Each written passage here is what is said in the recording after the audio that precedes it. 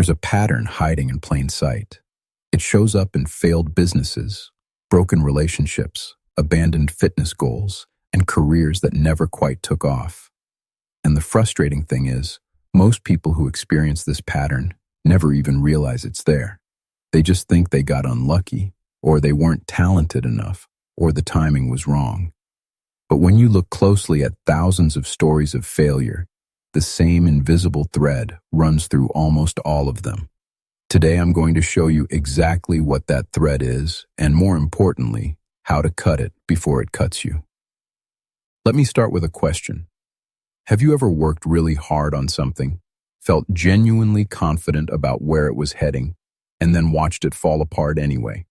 Almost everyone has. And here's what's interesting. When researchers study failure, they consistently find that the biggest predictor of failure is not lack of effort. It's not lack of intelligence. It's not even bad luck.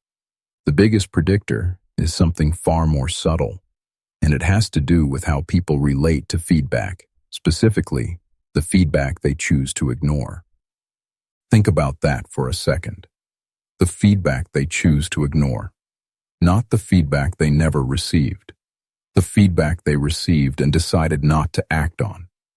That distinction is enormous. There's a concept in systems thinking called a lag. A lag is the delay between an action and its consequence. When you water a plant, you don't see it grow immediately. When you eat poorly for a week, you don't feel the damage right away. When a company makes a strategic mistake, the financial pain might not show up for months or even years. These lags are everywhere in life, and they are absolutely brutal for human decision-making because our brains are wired to connect cause and effect when they happen close together. When the gap is large, we lose the thread entirely. This is where the hidden pattern starts to reveal itself. Most failure is not a sudden event. It's a slow drift that happens in the space between action and consequence. And during that drift, there are almost always signals. There are always warning signs. There are always moments where reality is trying to tell you something. But because the consequences haven't arrived yet, because things still feel okay on the surface, people dismiss those signals. They rationalize them away. They tell themselves the situation will correct itself. And here's the psychology that makes this even more dangerous. There's a well-documented phenomenon called the optimism bias. Human beings are naturally wired to believe that bad outcomes are more likely to happen to other people than to themselves. We know businesses fail, but we don't genuinely believe our business will fail. We know relationships require work, but we don't really believe ours is in serious trouble until it's almost too late. This optimism bias, combined with those lags we just talked about, creates a window of time where failure is already in motion, but the person experiencing it doesn't feel any urgency to change course. That window is where most failure is actually born, not in the dramatic moment of collapse, in the quiet period before it, when the signals were there but the pain hadn't arrived yet. Now here's where it gets really interesting, because this isn't just about pessimism versus optimism. It's not about being more negative or assuming things will go wrong. The solution is actually something more precise than that. There's a concept called feedback sensitivity.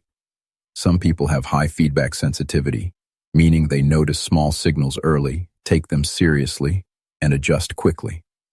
Others have low feedback sensitivity, meaning they need large, painful signals before they change their behavior. And the difference between these two groups, when you look at long-term outcomes across careers, businesses, and personal goals, is genuinely staggering. People with high feedback sensitivity don't just stumble into success. They treat early warning signs the way a pilot treats warning lights in a cockpit.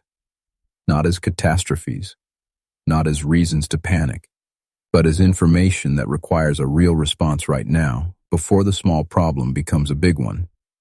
People with low feedback sensitivity tend to operate in a mode of reassurance seeking.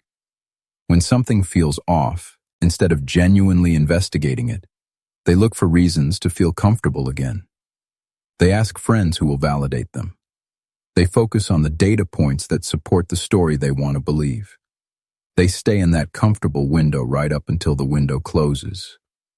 You can probably already start to see this pattern in your own life if you think about past failures honestly. Was there a point, maybe long before things actually fell apart, where something was telling you that things weren't working, a conversation that made you uncomfortable, a metric that wasn't moving the way it should, a feeling in your gut that you kept pushing down?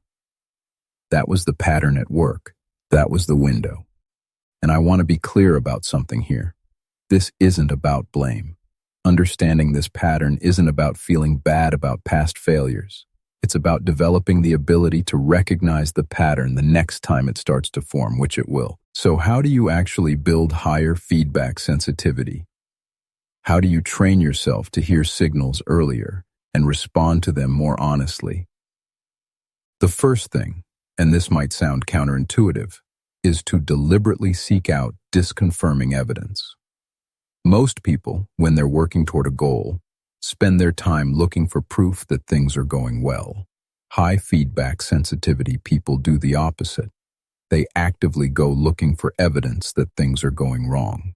Not because they're pessimistic, but because they know that the dangerous information is the information that's hardest to see. They ask different questions. Instead of asking, "How is this going?"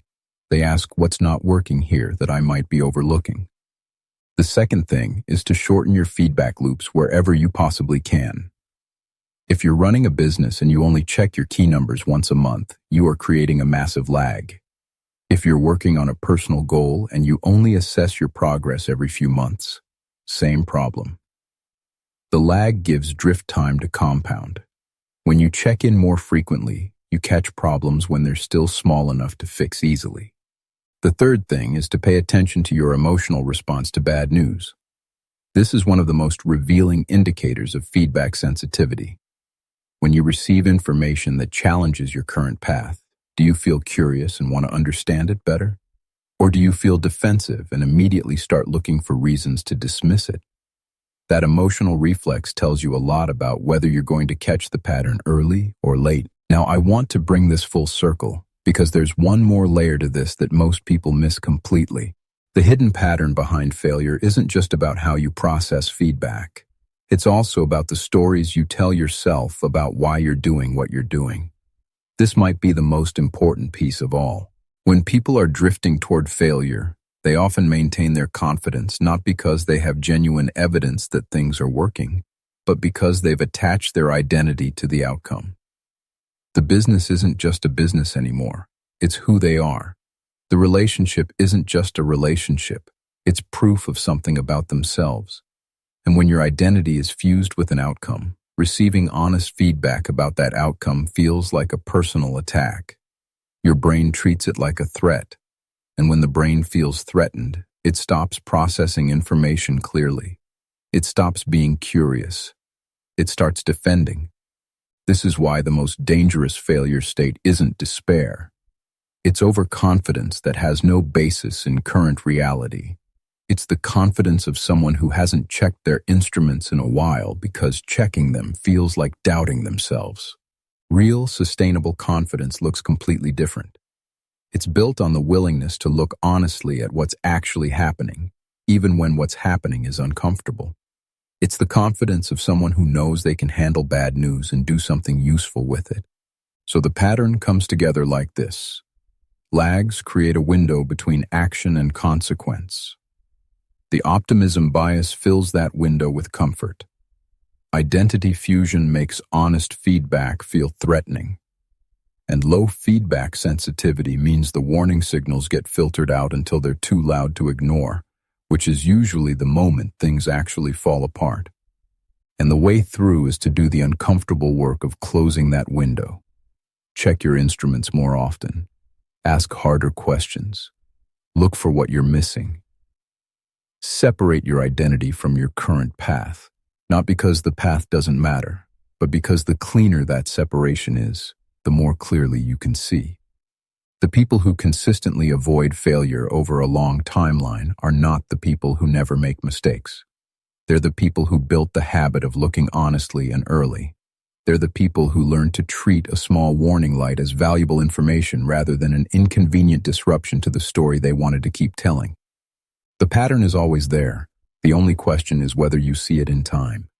If you found the information in this video helpful, please like, share, and subscribe for more mind-shifting and life-changing content.